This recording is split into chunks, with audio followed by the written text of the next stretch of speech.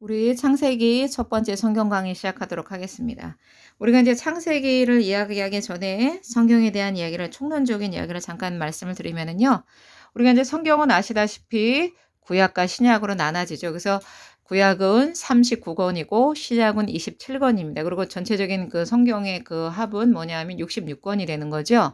그래서 이제 우리가 이렇게 뭐 성경 공부를 하는 거니까 쉽게 이제 이렇게 외우는 측면을 좀 생각을 해본다면 우리 구구단에 보면 39, 27, 1이라는 것이 있죠. 그래서 보면 구약은 39권, 신약은 몇 권? 27권 이런 식으로 쉽게 외워주시면 성경이 이제 어떻게 권수가 되는구나라는 것을 알 수가 있을 것 같습니다. 그래서 우리가 이제 구약에 대한 이야기도 한번 전반적으로 한번 해보도록 하겠습니다. 구약을 보시게 되면은 구약은 39권이라고 말씀을 드렸죠. 그래서 이제 구약은 5가지 정도로 분류를 할 수가 있습니다. 그래서 여기 보면 율법서, 그 다음에 역사서, 그 다음에 이제 뭐냐면 시가서, 대선지서, 소선지서로 나눠지는 이렇게 구약이 5가지로 분류가 된다라는 것을 잘 기억을 해주시고요.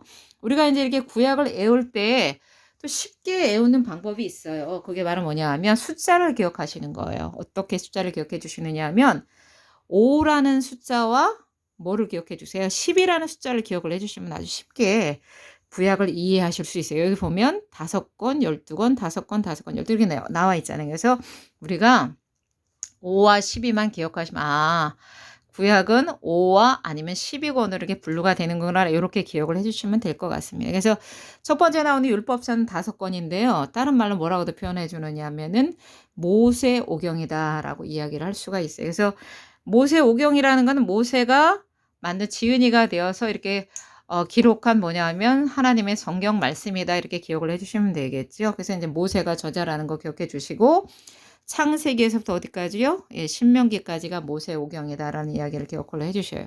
그래서 여기 보면은 모세가 주인공이니까 아무래도 어떤 일이냐면 이 창세기서부터 신명기까지는 모세 이야기가 이제 간간히 나온다라는 것도 기억을 해주시기 바라겠고요. 그 다음에 이제 역사서 12권인데 여호수아서부터 뭐냐면은 에스더까지가 역사서다라고 기억을 해주시고요. 그 다음에 이제 시가서는 문학 작품이죠. 5권인데 욥기서부터 욥기, 시편, 잠언, 전도서, 아가서까지가 뭐다?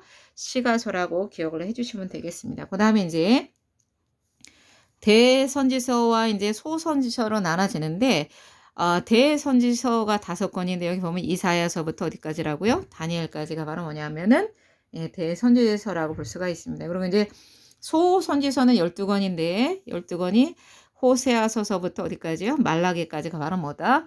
소선지서라는 것을 우리가 이제 이렇게 간략하게 표로 이제 이렇게 알아보았습니다. 근데 이제 제가 이제 특별히 여기서 좀 더 이렇게 추가해서 말씀드릴 상황은 어떤 부분이냐면 대선지서와 소선지서에 대한 이야기를 이제 이렇게 한번 잠깐 나눠드리고 싶어요. 그래서 잠깐 한번 이야기를 하면은요.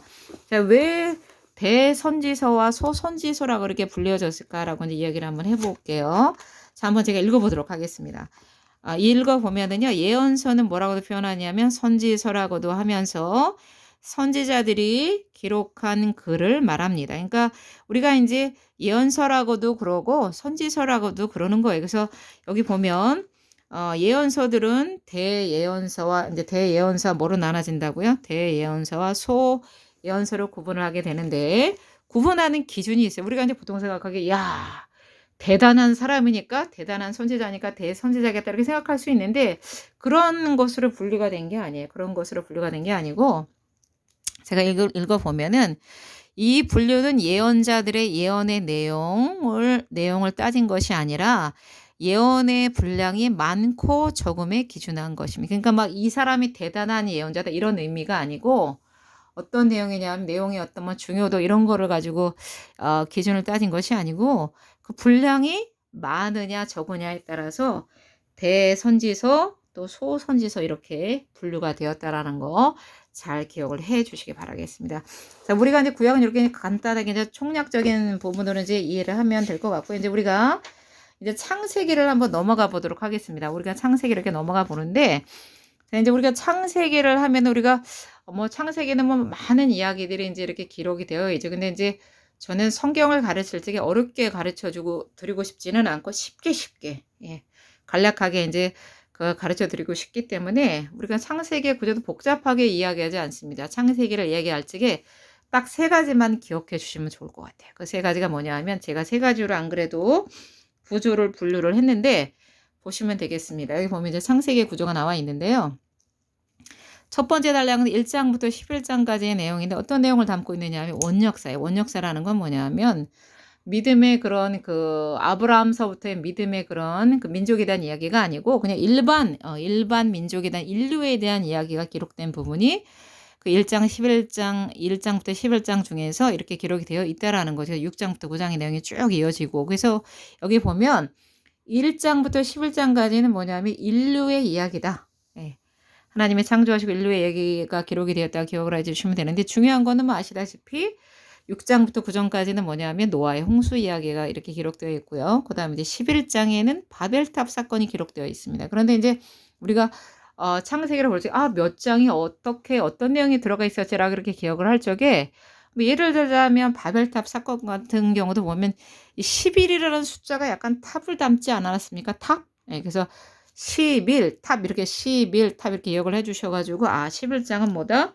바벨탑 사건이다라고 기억을 해주시면 되겠어요. 그리고 이제 믿음의 사람인 누구냐 하면 아브라함을 부르는 그 첫 번째 장이 뭐냐면 12장부터 시작이 되는 거예요. 그래서 창세기 두 번째 단락은 뭐냐면은 족장사라고 기억을 해주시면 됩니다. 족장이라는 건 이제 족장이라는 의미 자체가 민족보다도 좀 단위가 낮은 어떤 그 뭐냐면 친족과 가족으로 구성된 작은 단위 그런 그 그룹을 우리가 이제 족장이라고 볼 수가 있겠죠. 그래서 이제 족장사라고 하면 아브라함, 뭐 이삭, 야곱, 요셉 이런 12지파 이야기를 가지고 뭐라 그러냐면 족장사라고 이야기를 해주시면 되는데요. 그래서 12장부터 36장까지가 그런 그 아브라함의 이야기, 그 다음에 이삭의 이야기, 야곱의 이야기, 그 다음에 이제 12지파의 이야기가 기록이 된 것이 12장서부터 36장까지의 내용이다라고 이렇게 기억을 해주시면 될 것 같습니다. 그래서 이제 족장사가 우리가 12장부터 36장까지 기억에 이렇게 이제 기록이 되어 있는데 우리가 이제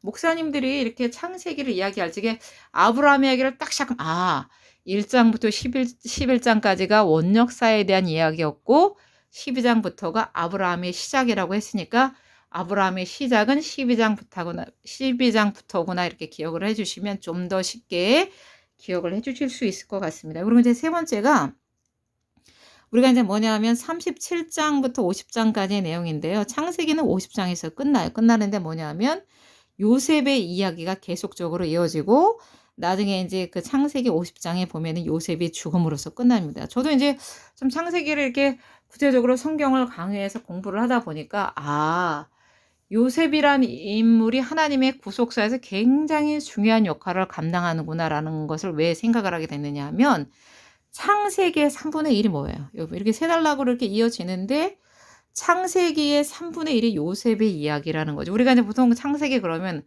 하나님의 창조, 인류의 범죄 이렇게만 우리가 그 부분도 굉장히 중요한 부분인데 그렇게 생각을 하는데 창세기의 3분의 1의 작은 마침 누구의 이야기였다고요? 요셉의 이야기라는 거예요. 그러니까 요셉이 굉장히 하나님의 구속사에서 굉장히 중요한 역할을 하는 인물이라는 것을 우리가 요 시점에서 기억을 해주시면 됩니다. 그래서 창세기의 마지막은 뭐로 끝나나 50장에서는 요셉의 죽음으로써 새로운 이야기가 어떻게 된다고요? 시작이 된다라는 것을 우리가 이렇게 기억을 잘 해주시면 좋겠습니다.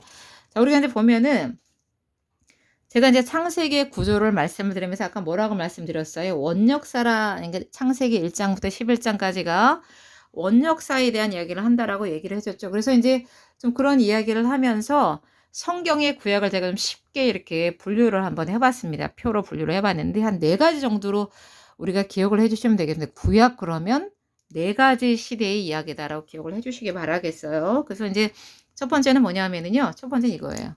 원역사 족장시대. 여긴 뭡니까? 여긴 창세기에 대한 이야기죠. 그래서 첫 번째 시대는 뭐냐면 원역사와 족장시대의 창세기 이야기. 그 다음에 이제 모세와 출애굽 시대 이야기가 모세 오경까지 이어지는 거죠. 예, 창세기, 출애굽기, 레위기, 민수기, 뭐 여호수아까지 딱 이렇게 이어지는 거가 있는데 그래서 첫 번째가 원역사와 족장시대, 모세와 출애굽 시대라는 거 기억해 주시고 두 번째가 이제 뭐냐면 가나안 정복과 사사 시대, 여호수아 시대부터 이제 사사기 시대까지 이야기다라고 이렇게 기억을 해주시면 될 것 같아요. 그 다음에 이제 보면 게 여기가 모세 오경의 이야기입니다. 그래서 창세기부터 신명기까지 내용이 되는 거고, 이 부분이 뭐가 되는 거죠? 가나안 정복과 사사시대가 말 그대로 뭐죠? 여호수아와 사사기 시대 이야기가 되겠습니다. 그 다음에 이제 뭐냐 하면 왕정 시대인데 이제 이렇게 다윗이 통일한 국이 이루어지는 과정, 이런 이루어지는 과정과 나중에 이제 분열 왕국의 이야기가 쭉 이렇게 스토리가 이어지는데, 이것이 바로 뭐냐 하면 왕정 시대 이야기라 기억을 해주시고요. 그 다음에 이제 뭐냐 하면 그 다음에 뭐가 되는 겁니까? 이제 이스라엘이 멸망이 되어서 이제 바벨론으로 끌려가고 그 이후에 이야기가 되는 스토리가 바로 뭐냐 하면 바벨론과 뭐예요? 페르시아 시대라는 것을 기억을 해주시면 네 가지로 구약의 네 가지 시대적인 구분을 가지고 있다라는 걸 좀 기억을 해주시면 쉽게 이해가 되는 것을 볼 수가 있겠습니다. 오늘은 제가 이제 이 지도까지만 하고 이렇게 마무리를 지을 건데, 우리가 보면 여기 이제 창세기 전체적인 지도를 시작하는 하나님이 창세기의 무다가 됐던 것이 바로 이곳이에요. 여기가 바로 이제 홍해 바다가 이렇게 되는 거죠. 홍해 바다 이렇게 시작이 되고, 나중에 제가 이제 그 아브라함의 지도를 이야기할 적에 이제 아브라함이 어떻게 이동을 했나 이런 이야기를 스토리를 쭉 얘기를 할 건데, 여기가 창세기의 시작이 된 그런 부분입니다. 근데 제가 이제 이 지도를 배우면서 느꼈던 점이 있어요. 어떤 것을 느꼈느냐 하면 세상의 중심. 여러분 보세요. 여기 유럽이죠.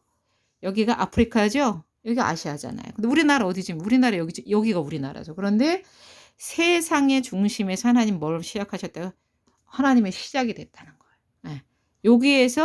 여기쯤에서 누가 시작해? 아브라함이 어떻게 됩니까? 이렇게 갈대아우를 떠나서 어디로 와? 이렇게 가나안 땅으로 이렇게 오는 그런 길목이 바로 이 부분인데, 여기가 세상의 중심이었다라는 거죠. 그래서 우리가 이제 이렇게 시작을 하면서 창세기를 이제 두 번째 창세기 강의부터는 본격적으로 시작을 하도록 하겠습니다. 마치도록 하겠습니다.